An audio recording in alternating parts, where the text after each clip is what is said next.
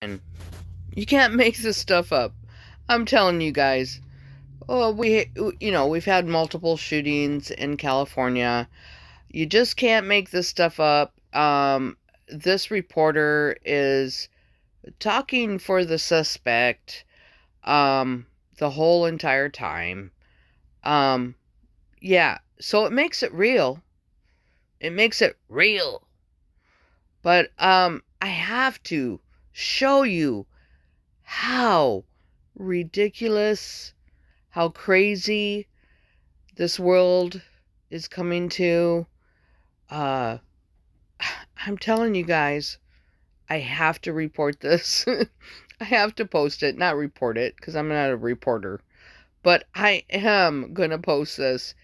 You guys, this is just crazy. Anyway, I digress. Anyway, have a good night. God bless.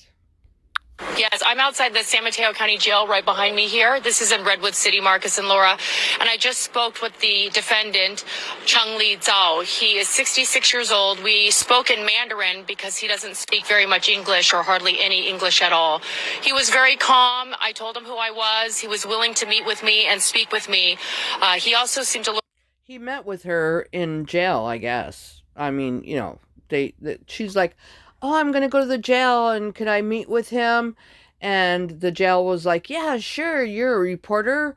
And, yeah, sure, you can meet with the suspect. The investigation is closed, you know. So, yeah. And he was like in agreements, to meet with her. So that's totally cool. Just wanted to point that out. A bit anxious, more like he had questions about the procedure, the process, what happens in jail, what happens next in terms of the legal process. I did ask him about killing 7 people and shooting 8 on Monday, and he admitted that he did do it. And I asked him about why, and he did talk about that he felt that he had undergone years of bullying. He had lots of concerns, long work hours, overworked, and he brought those up, and he says those were not addressed. Yeah, he came into our country and he was overworked. Oh, poor guy. Anyways, as we all know, that's the opposite of our own country and how we've been overworked. But that's neither here or there. Anyway, I digress. He is aware that he is in custody because of these murder charges. He described to me that he believes that he suffers from some sort of mental illness. He struggled with that for a while. Of course, we need to put that out there, the mental illness. Even though he can't speak English. Yeah, let's put that out there. And he says on Monday he was not in his right mind. I also spoke to him about his family. He says he has a wife here that he was living with in Half Moon Bay, and he has a 40-year-old daughter who lives overseas in China. He said he did write a note during his arrest, right before his arrest on Monday. After the shootings, he said he drove to the sheriff's substation in Half Moon Bay to surrender. He wrote a note in his car. He looked through the front doors of the substation and saw no one there. And then after a couple of hours, he noticed as he was... Yeah, and it's really cool they got this all on tape. You know, they were right there to capture his capture, you know. Yeah. So, yeah, that's really cool. The news was there. We love the news, though. Sitting in his car, people, looks like a police, a detective, kind of taking notes, taking his license plate down, checking out his car, looking in the car, looking at him. And he was like, you can arrest me now. This is me. And he said after that, after a few more minutes, finally the car was surrounded, and he was taken into custody. So that's the latest I got. We had a limited time. We could only speak for about 15 minutes, and we spoke in Mandarin. Yeah, they got to speak in jail. Yeah. They were like, oh yeah, news channels, come on in. Yeah, please interview this guy. He's He's not under investigation anymore. Yeah, just come on in. Entire time, but he says he's been in the U.S. for about 11 years now. He has a green card, and he purchased the weapon used in the killings on Monday in 2021. He says he has a green card and he had no problem. Do you think... Okay, so he should still be under investigation. Do you think this lady here is going to know every detail of this guy? Do you really think she's going to know everything and she's going to be spewing it out on the news and giving out all the details? This is what I've been talking about.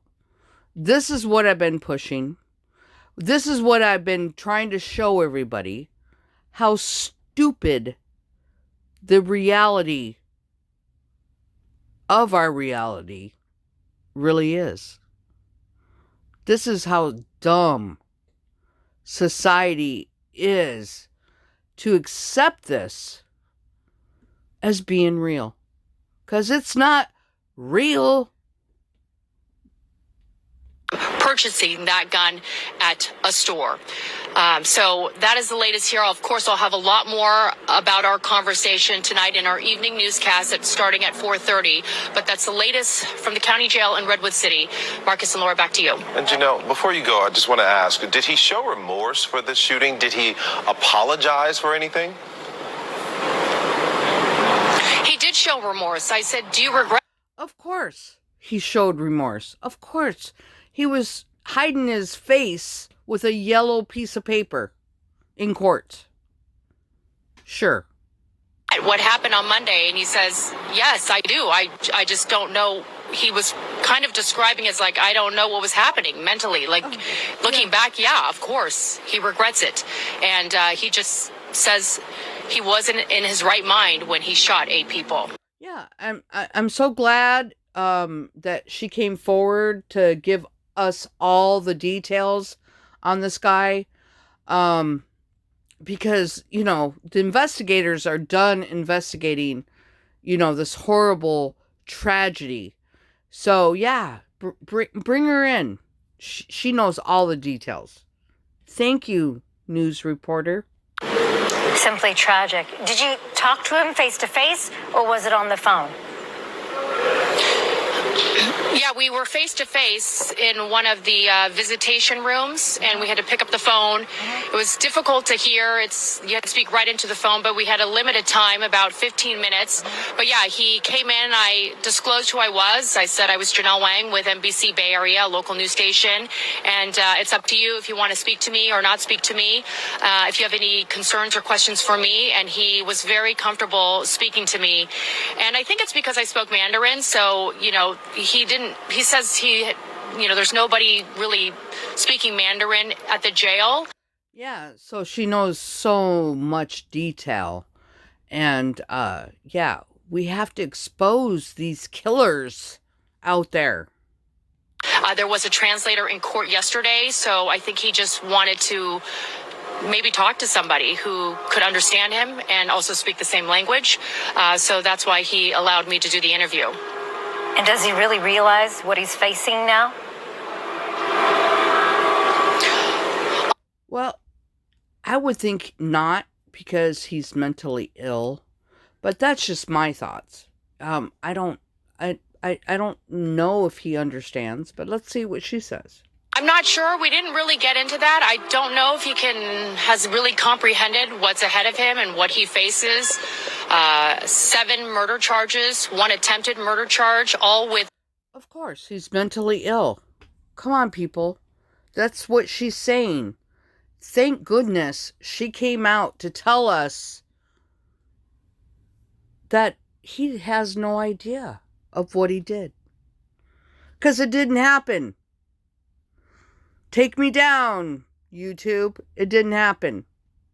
gun enhancements. I am not sure. We didn't get to that point yet because our time was cut off, that the district attorney is seeking life in prison without the possibility of parole or possibly the death penalty. That will be determined in the coming months by the district attorney, Stephen Wagstaff. But we didn't get to that point, but I don't think, he's been there, he says, for 4 days now, and he is just trying to figure out what happens next, what happens day to day inside the jail. There's nobody there inside the jail that he's met that speaks Mandarin, so he... Of course not. He had a lot of questions, too, about the process and what comes next for me as well. And we spoke for about 20 minutes, 20 minutes, and then our time was cut off. Really fascinating to hear what he had to say. Janelle Wang with an exclusive interview with a suspected gunman in the Half Moon Bay shootings. We know you're going to have a lot more tonight for our 4:30, 5 o'clock, and 6 o'clock newscast. We'll let you get to work on that. Thank you so much, Janelle. We're giving away our 60... I'm sure she'll have a lot more tonight. She knows a lot of detail. Please stay tuned to the next news report, because it's real.